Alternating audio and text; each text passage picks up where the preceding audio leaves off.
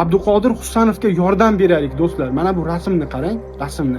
Bu qanaqadir bugun tadbirga borgan, qanaqadir Navro'zga olib borishgan tadbirlarga bizga xulosa qilish yetarli bo'lmaganmi? Juda ko'p bokschilarimiz, juda ko'p sportchilarimiz shunaqa tadbir, majlisbozlik, u yoqqa bor choyxona, tadbirlar shuni orqasidan sinib ketdi. Bizga xulosa bo'lmadimi? Bitta Premier Ligada o'ynayotgan o'yinchimiz bor. Dunyo e'tirof etyapti. Zo'r bola, samimiy bola. Nima qilasizlar o'zingizlar manfaatinglar yo'lida uni qanaqadir reklamalarga olib borib, qanaqadir joylarda hamma qadamini syomka qilib olib chiqib, dunyoga o'zingizlar sharmanda qilib.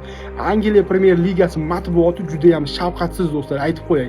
Ertaga qanaqadir City tarkibida 1-2 marta xato qilsa, mash qo'shtirnoq ichidagi odatlarimizga ular urg'u qaratadi, e'tibor beradi. Sizlar e'tibor bermasanglar ham ular e'tibor beradi. Va yomon tomoni o'sha hozir yonida atrofida o'zini manfaati yo'lida foydalanib yurgan bloger, ba'zi bir tashkilot odamlari ertaga negativ yozadigan ham va orqasidan kavlaydiganlar ham o'shalarning ichidan chiqadi, aytib qo'yay. Biz o'zimiz ko'taraylik, yordam beraylik shu bolaga. Yordam berish kerak. U shaxsiy narsasiga, shaxsiy hayotiga kirmang. Yordam bering, o'yinga e'tibor qaratsin. Yaqinda muhim o'yin bor Eron bilan. Yutsa 99% hal jahon chempionati. Yaqinda sanoqli kunlar. Shunaqa muhim pallada ham shunaqa tadbirlarga olib boradimi?